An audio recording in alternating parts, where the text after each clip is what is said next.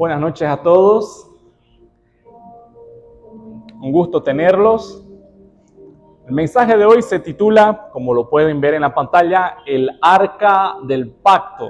No se preocupe que no voy a hablar de la película de Indiana Jones. El Arca del Pacto. Y nuestra cita bíblica es el Salmo 25, verso 14.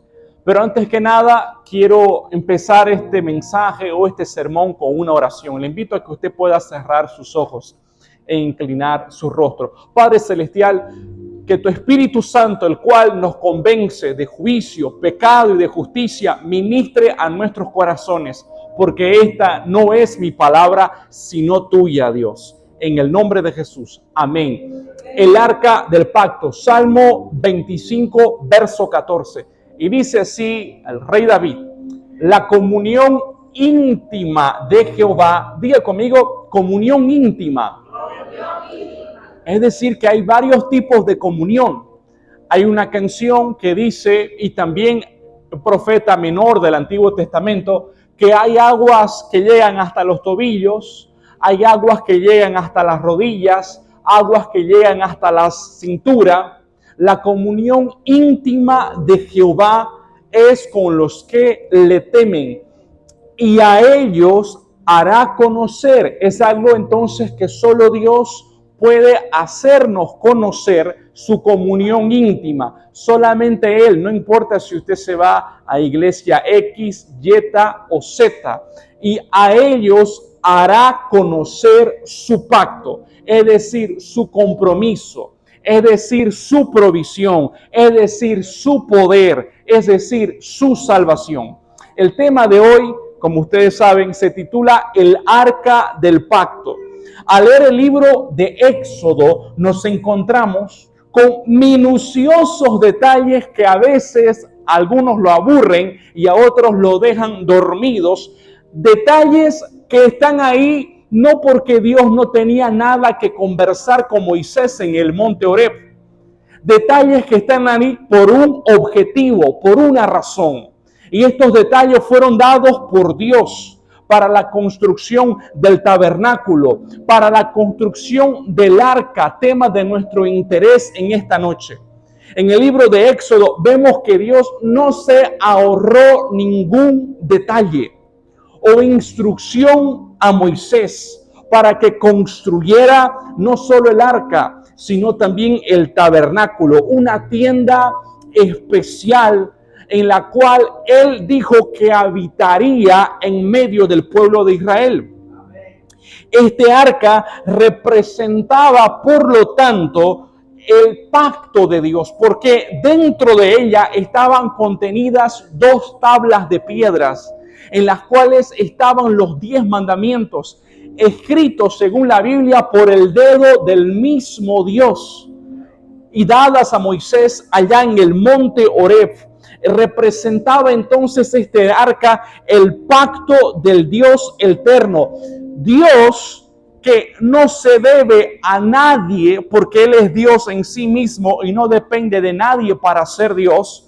Dios no depende de tu amistad ni de tu admiración para seguir siendo Dios. Él es en sí mismo Dios que no se debe a nadie, se comprometía en su soberana voluntad, porque Él es libre, se comprometía en su soberana voluntad, es decir, en entrar en un pacto con un pueblo menospreciado por las demás naciones. Dios se comprometía a sí mismo a relacionarse con la nación de Israel. Nación la cual acababa de salir no de su mejor momento, acababa de salir de la esclavitud, es decir, una nación que no tenía crédito, una nación que acababa de salir de bancarrota. Y Dios, ¿cuántos están en bancarrota en esta noche? Emocional, económica, familiar. Dios quiere tener un pacto contigo. Pastor, no tengo nada que dar. Israel también salía de la esclavitud, es crédito cero. Pero Dios te dijo, yo voy a tener un pacto contigo. Es decir, por ello, al estudiar este tema, el arca del pacto, la cual era figura y sombra de Cristo, quien habría de venir, podemos encontrar principios eternos en la construcción, en los detalles del arca del pacto. Y el primer principio que encontramos en el arca es que Dios es un arquitecto por excelencia. Si nos adentramos en la narrativa contenida en el libro de Éxodo, en su capítulo 25, vemos estos minuciosos detalles dados por Dios a su siervo Moisés sobre la construcción del arca del pacto. Como ejemplo podemos citar Éxodo 25, verso 10 rápidamente. Y dice así: harán también un arca de madera de acacia, cuya longitud de 2 codos y medios y su anchura de codo y medio y su altura de codo y medio, y la cubrirás de oro puro por dentro y por fuera. En las primeras indicaciones vemos que Dios fue específico y detallado con respecto hasta el tipo de madera, longitud, anchura, altura y hasta el recubrimiento que el arca debería tener. Nada fue dejado a la imaginación de Moisés. Lo único que Moisés tenía que hacer era obedecer. Dios igual por medio de su palabra ya te dejó todo escrito lo que tú debes hacer. Tu trabajo no es imaginar un plan mejor al de Dios. Tu trabajo, ¿cuál es? Obedecer. Tu trabajo no es inventar otra luz aparte de la luz de la palabra de Dios. Porque está escrito: muchos son los planes del hombre y todos llevan a muerte, mas el camino de Jehová es perfecto. Lo que Moisés tenía que hacer no era idear cómo construir un arca mejor de la que Dios ya le había dicho, sino simplemente obedecer. Este patrón de comportamiento de Dios, de ser detallista, de ser minucioso, no solamente es hallado en Éxodo 25, sino en toda la Biblia. Esto nos revela algo fundamental sobre el carácter de Dios. Él es un Dios específico, es un Dios preciso y es un Dios detallista. Es un constructor prolijo, es un arquitecto por excelencia. Dios no le dijo a Moisés: a ver, haceme un tabernáculo, una tienda, no sé qué te parece, un camping, velo vos, ¿no? Que no sea ni grande ni chica, ya vos sabés, ¿no? Usar los materiales que tengas por ahí, los que te sobren. Bueno, y si te sobra algo, le haces unos cuantos muebles. No. Eso no fue lo que sucedió. Porque nuestro Dios, como divino arquitecto, es específico. Le da el clavo, es detallista, nunca llega tarde ni tampoco temprano, llega en el momento exacto. Y lo maravilloso de esto es que si Dios fue específico y detallista para la construcción de un arca que ya no está, se pudrió con el tiempo, desapareció, y de un tabernáculo, los cuales eran figura y sombra de Cristo que ya vino, ¿cuánto más no será detallista para la construcción de mi vida, de mi familia, de mi salud, de mi restauración en Cristo Jesús?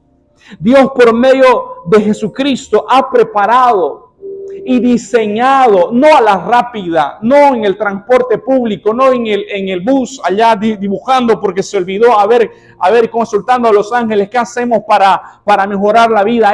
No, Dios ya ha diseñado un plan desde antes de la fundación del mundo para tu victoria, con lujos de detalles, para una vida de superación, de conquista, para aquellos que deciden obedecerle. Vuelvo a repetir, si Dios no se ahorró instrucciones para un arca que ya está podrida, desapareció con el tiempo, que era figura de Cristo que habría de venir y ya vino, ¿cómo no ha diseñado un plan? En otras palabras, mi vida no está a la deriva. Yo no estoy abandonado. Dios cuida de mí. Dios tiene un plan para mí. Él es el arquitecto y diseñador de mi vida. Y lo que Dios hace nunca falla. Lo que Dios hace nunca está a media. Lo que Dios hace es excelente. Lo que Dios hace es bueno. Por eso mi vida está escondida en Dios. Y en Él puedo descansar. Denle un aplauso a aquel que vive y reina. Está pasando por un problema, acuérdese, Dios es el arquitecto de mi vida. Acuérdese que en una construcción no solamente va porcelana, también va piedra, también va arenilla. ¿Quién sabe ese problema? Es la arenilla, es la piedra que tú necesitas para edificar las bases de tu vida.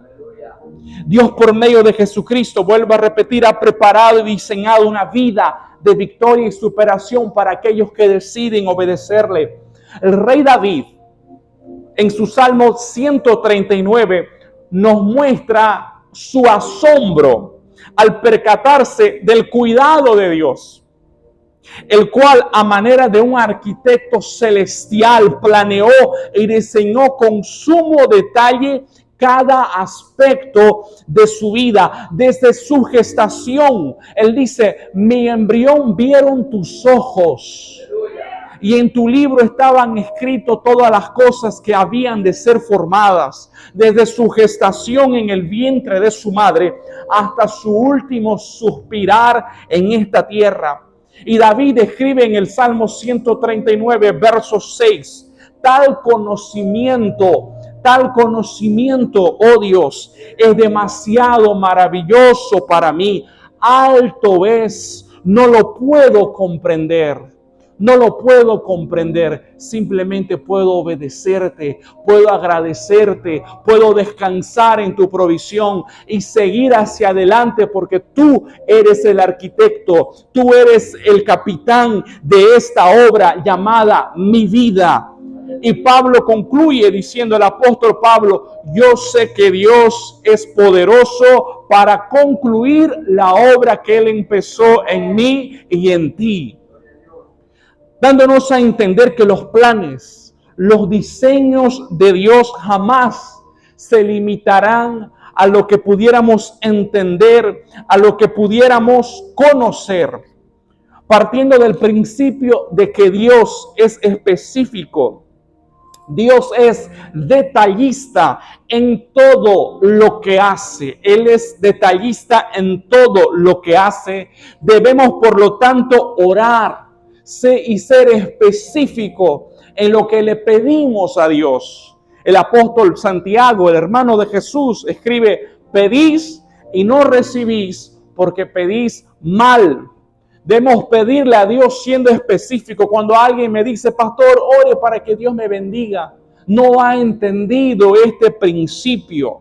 Dios es un Dios específico. Volviendo al relato de Éxodo capítulo 25, en él podemos ver además las instrucciones que Dios le dio a Moisés para la construcción del tabernáculo. Tienda la cual, finalizada su construcción, albergaría la presencia, la gloria de Dios para tener así comunión con la nación de Israel. Éxodo 25, verso 1 dice, Jehová habló a Moisés diciendo, di a los hijos de Israel que tomen para mí ofrenda de todo varón que la diere de su corazón. Tomaréis mi ofrenda. Esta es la ofrenda que tomaréis de ellos. ¿Lo tienen ahí? Cáscara de naranja chupada, bolsitas plásticas abandonadas, papel higiénico usado. ¿Qué dice? ¿Qué dice? Oro, plata, cobre, azul, púrpura, carmesí, lino fino, pelos de cabra. Saltemos al verso 8.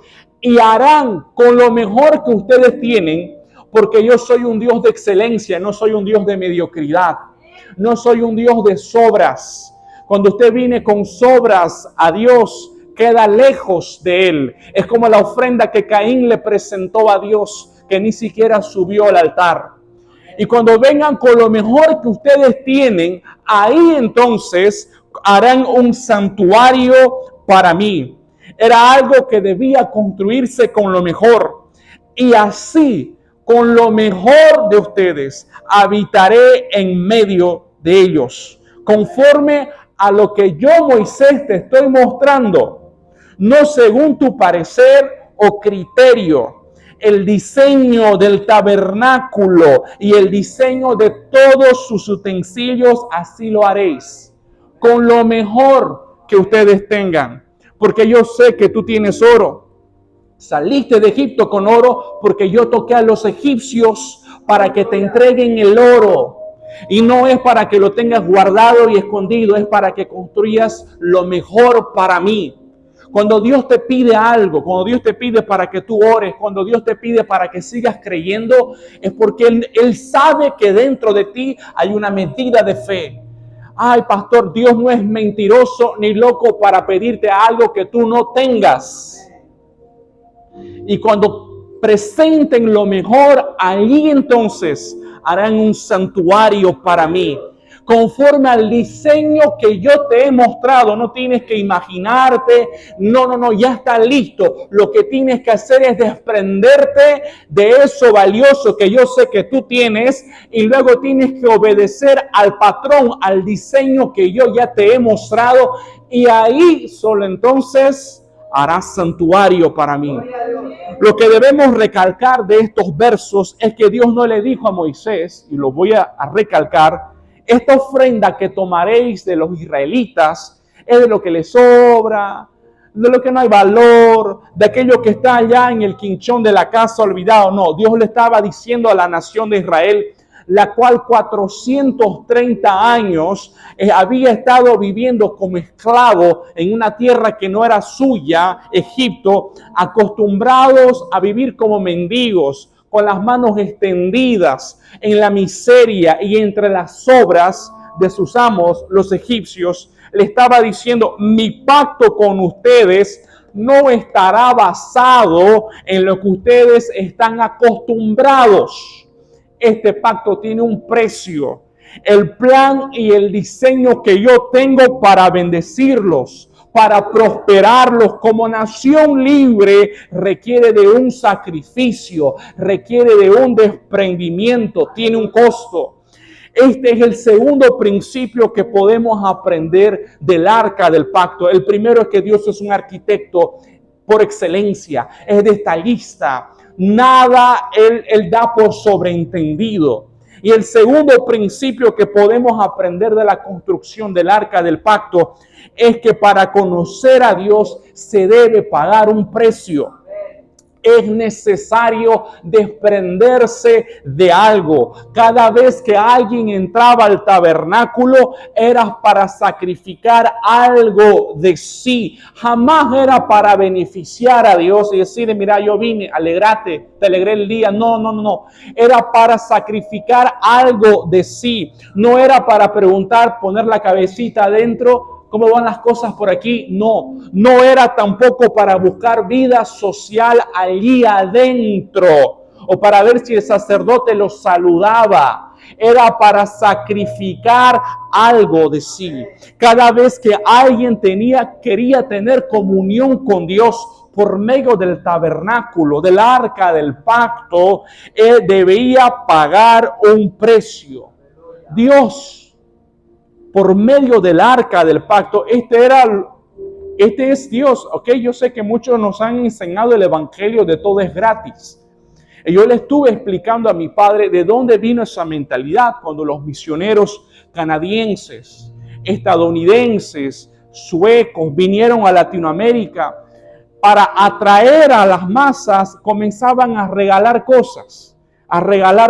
Tome su Biblia, tome esto, tome. Y eso causó un mal en la población evangélica porque quiere todo gratis. Y eso es contrario a la Biblia. Cada vez que alguien entraba al tabernáculo era para sacrificar algo de sí. Dios, por medio del arca del pacto, el cual era figura y sombra de Cristo que habría de venir, le estaba enseñando a Israel que existe un precio para alcanzar redención. Tenemos la manía de pensar que, como dije, la salvación es gratis. Es mentira. A Cristo le costó su vida. Por lo cual no es de extrañar que si tú decides vivir la vida de Cristo, es decir, la vida cristiana, la vida de Cristo, esta también va a costarte algo. Hay un precio que pagar en el caminar con Dios. Lo vemos en la parábola de la perla preciosa de Mateo capítulo 13, verso 45. Y dice Cristo, el reino de los cielos es semejante a un mercader, alguien que negocia, que busca buenas perlas, que habiendo hallado una perla preciosa, fue y vendió, se desprendió de todo lo que tenía y la compró. Los instrumentos del tabernáculo eran elaborados de oro puro, provenientes de las ofrendas de los hijos de Israel. Por ello, cada vez que los israelitas entraban en el tabernáculo, al ver los instrumentos, los cucharones de oro, se recordaban a sí mismos que el hecho de estar allí les había costado algo. Por eso valoraban. Al mirar el tabernáculo se acordaban de la ofrenda que habían dado. Se acordaban de que un compromiso con Dios costaba, demandaba algo. En la Biblia nos encontramos con 3 menciones de la palabra arca. Y la primera mención se encuentra en el libro de Génesis, el primer libro, en el capítulo 6, verso 9. Dice que Dios le instruye a Noé a construir un arca, pues un diluvio universal se acercaba y todo aquel que entrase en el arca sería salvo. Génesis capítulo 6, verso 12 dice así: y miró Dios la tierra, y aquí estaba corrompida, porque toda carne había corrompido su camino en la tierra. Dijo pues Dios a Noé: he decidido el fin de todo ser. No te estoy consultando, Noé, ya lo decidí. Diga a la persona que está de su lado: Dios ya lo decidió. He decidido el fin de todo ser, porque la tierra está llena de violencia a causa de ellos. Y aquí que yo lo destruiré de la tierra, porque la tierra es mía y yo la creé y decido quién en ella viva. Hazte entonces un arca.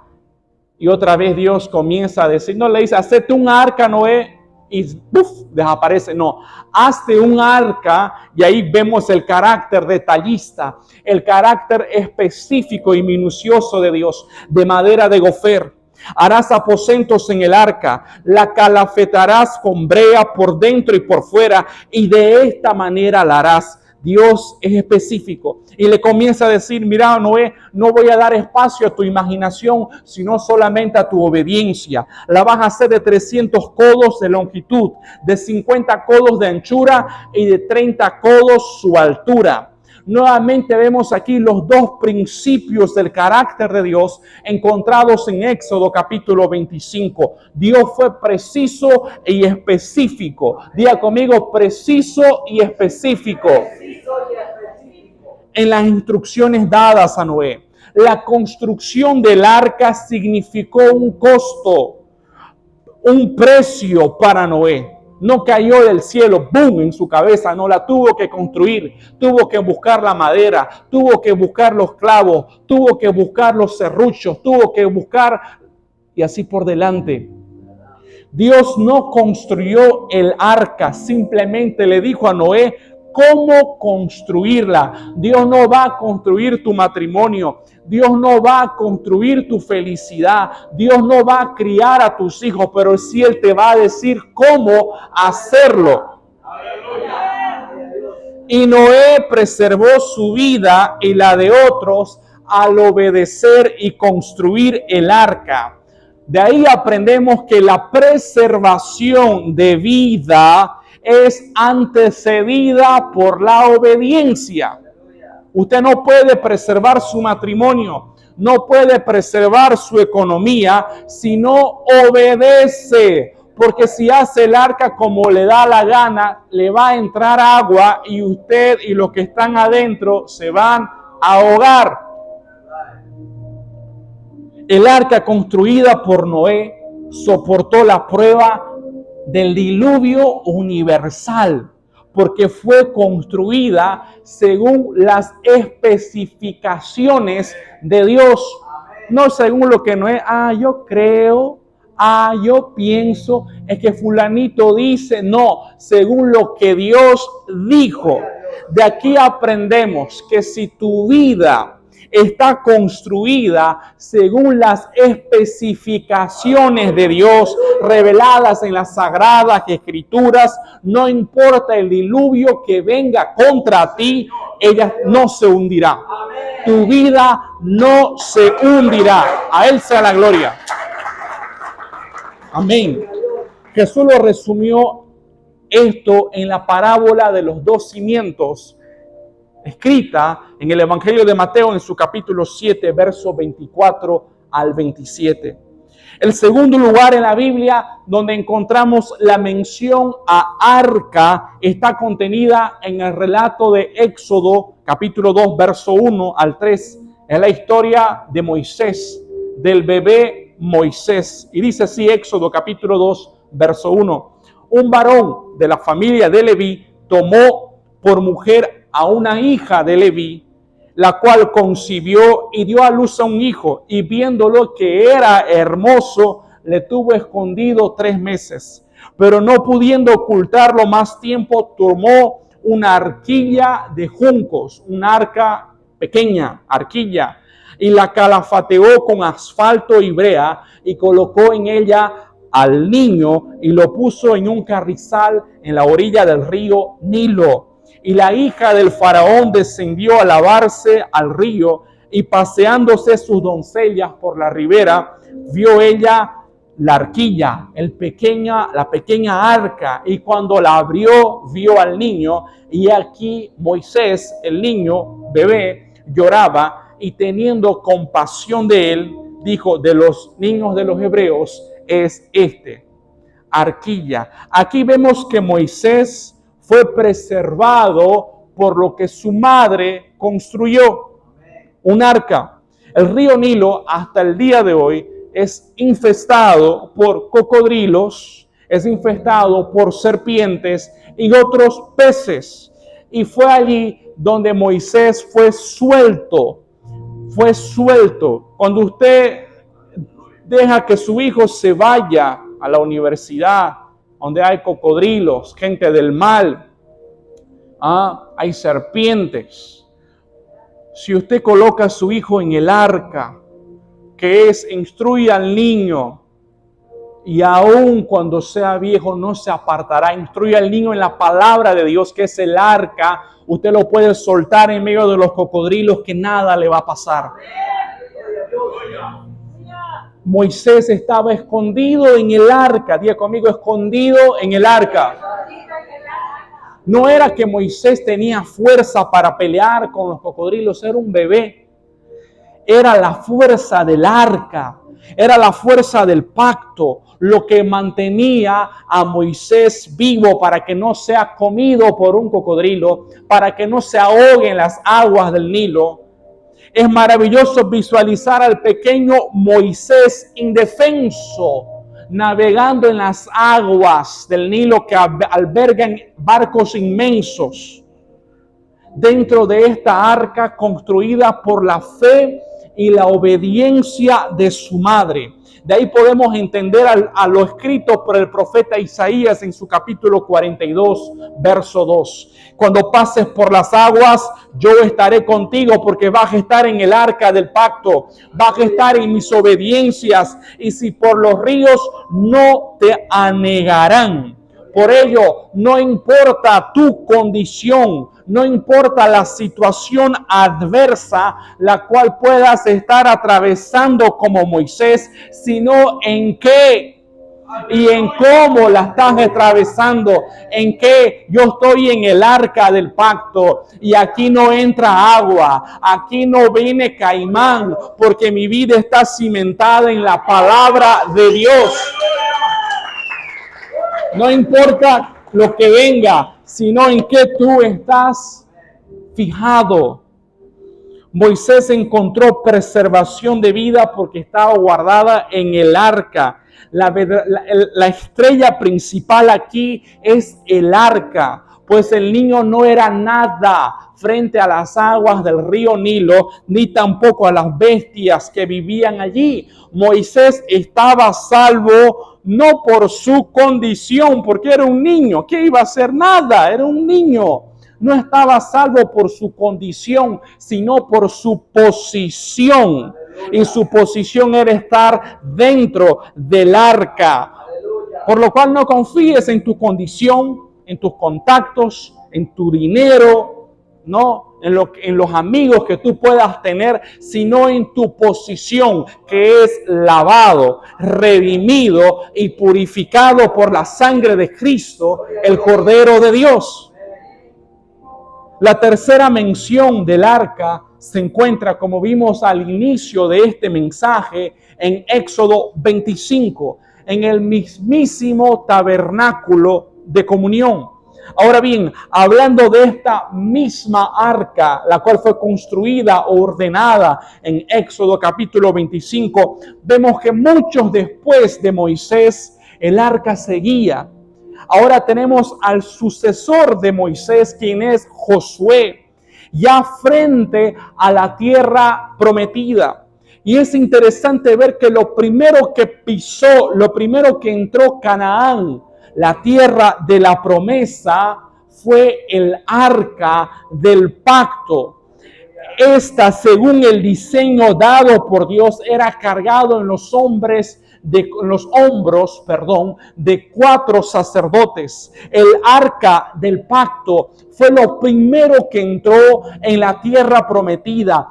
El arca del pacto fue lo primero que entró en la realización de aquello que era una sola promesa. En otras palabras, el arca era como la llave de entrada a la realización de los sueños. Era la llave de entrada a la realización de los sueños. Es decir, no había entrada en la realización de la promesa sin el arca. No hay entrada a la realización de la promesa sin el arca. Esta arca, la cual exigía obediencia. ¿Se acuerdan? Dios es el arquitecto. Tiene un plan, tiene un diseño. Esta arca exigía una obediencia y fidelidad al diseño del arquitecto divino, es Dios, para su construcción. Y también, segunda característica, exigía un desprendimiento, exigía un costo a ser pagado. Podemos entonces resumir esto en la siguiente frase: sin fidelidad, obediencia; sin sacrificio, sin fidelidad, sin obediencia, no es posible entrar en la realización de la promesa. Tu fidelidad, tu sacrificio, tu obediencia hacia Dios es lo primero que pisará la concretización de tus sueños. A Él sea la gloria. Y esto lo vemos en el relato de Éxodo capítulo 6, versos 6 al 8, donde Dios le dice a Moisés, antes de enviarlo a Egipto, a sacar al pueblo de la esclavitud, Dios le dice a Moisés: os tomaré por mi pueblo, yo los voy a tomar. Ustedes que están en bancarrota porque están en esclavitud, ¿no? ¿Quién quiere relacionarse con alguien que está endeudado? ¿Quién quiere hacer negocio con alguien que está quebrado? Levante la mano. Nadie. Solamente Dios hace esa locura. Y Él le dice al pueblo de Israel: yo voy a ser su socio. Voy a tomar por mi pueblo y seré vuestro Dios. Y seré vuestro Dios y os meteré en la tierra, la cual alcé mi mano jurando que la daría a Abraham. Antes que Dios le diga, voy a meterlos en la tierra, voy a meterlos en el sueño realizado, les dice primero: voy a tomarlos por mi pueblo y seré vuestro Dios. Primero Dios restablece el pacto que estaba olvidado de Abraham, y luego que ha restablecido el pacto, dice, os meteré en la tierra, por lo cual no puede haber cumplimiento de la promesa, de la realización del sueño, si el pacto, si el compromiso está por los suelos.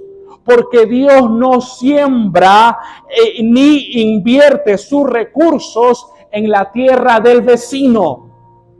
No hay realización de los sueños ni del pacto si el compromiso está por los suelos. Os tomaré por mi pueblo y seré vuestro Dios. Estoy restaurando el pacto de Abraham que estaba olvidado. Y solo si después de esto os meteré en la realización de la promesa, porque Dios no siembra ni invierte en el canchón del vecino. Él requiere de un compromiso y de una fidelidad.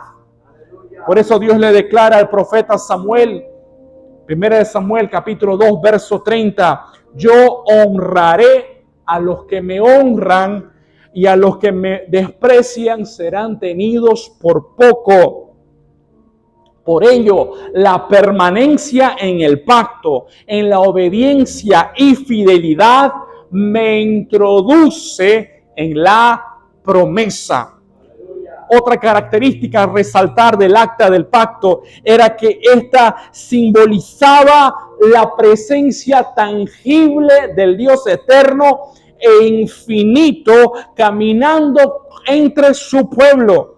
Y sabemos que donde Dios está, no hay gigante que pueda prevalecer en pie. Donde Dios está, no hay mares que sean imposibles de cruzar. Otro aspecto a considerar es que el arca siempre iba adelante, nunca atrás. La obediencia y la fidelidad siempre va adelante, nunca atrás. La pregunta es, ¿dónde está Dios en tu vida? ¿Está atrás? ¿Está adelante? ¿Está en el medio? Si tu arca, si tu obediencia, si tu fidelidad hacia Dios van primero, ésta se encargará de secar impetuosos ríos, como lo hizo con el río Jordán. Josué 3:15. Se encargará de derrumbar murallas, como lo fue en el caso de la ciudad de Jericó. Josué capítulo 6.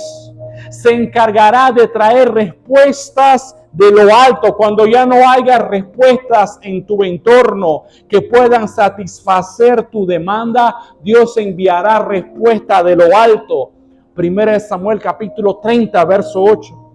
En conclusión, resumiendo este mensaje, nos enseña dos cosas del arca del pacto. Un compromiso con Dios, el cual nos traerá beneficio, requiere principalmente obediencia a sus diseños y planes. Requiere obediencia a sus diseños y planes. Él es el arquitecto del universo. No te pide que tú hagas un plan. Él ya tiene un plan. Él requiere que tú obedezcas y seas fiel. Segundo, requiere de un sacrificio y desprendimiento para llevar ese diseño a cabo, por lo cual no pretendas hacer tu propio modelo, tu propio bosquejo de vida. Dios ya tiene uno desde antes de la creación del mundo para ti. Así como Dios le dio una visión a Moisés y le dijo, haz todas las cosas conforme al modelo que yo te mostré en el monte. Tu obediencia vale más que cualquier sacrificio basado en tu propia desobediencia. Tu permanencia en el pacto es tu garantía de ver la realización de la promesa de Dios para tu vida. Éxodo capítulo 6, verso 8, Dios le declaró a Moisés, y os meteré en la tierra la cual alcé mi mano jurando que la daría a Abraham. Él es quien nos introduce a la realización de la promesa. No te confundas, es Él, no es tu fuerza, no es tu condición. Acuérdate de Moisés. siendo bebé, flotando en el río Jordán, en el río Nilo, flotando en el arca. No es nuestra condición, sino nuestra posición en obediencia y fidelidad a la palabra de Dios. Es así que cuando todo se hizo conforme al modelo dado por Dios a Moisés para la construcción del tabernáculo, del arca del pacto, dice Éxodo capítulo 40, verso 34. Entonces una nube cubrió el tabernáculo de reunión y la gloria de Jehová llenó el tabernáculo y no podía Moisés entrar en el tabernáculo. Por lo cual, si tú quieres que tu vida, tu economía, tu salud, tu familia se llene de la gloria de Dios, lanzando afuera toda maldición, lanzando afuera toda división, debes seguir el modelo dado por Dios, el cual es Cristo Jesús, Señor nuestro. Den un aplauso a aquel que vive y reina.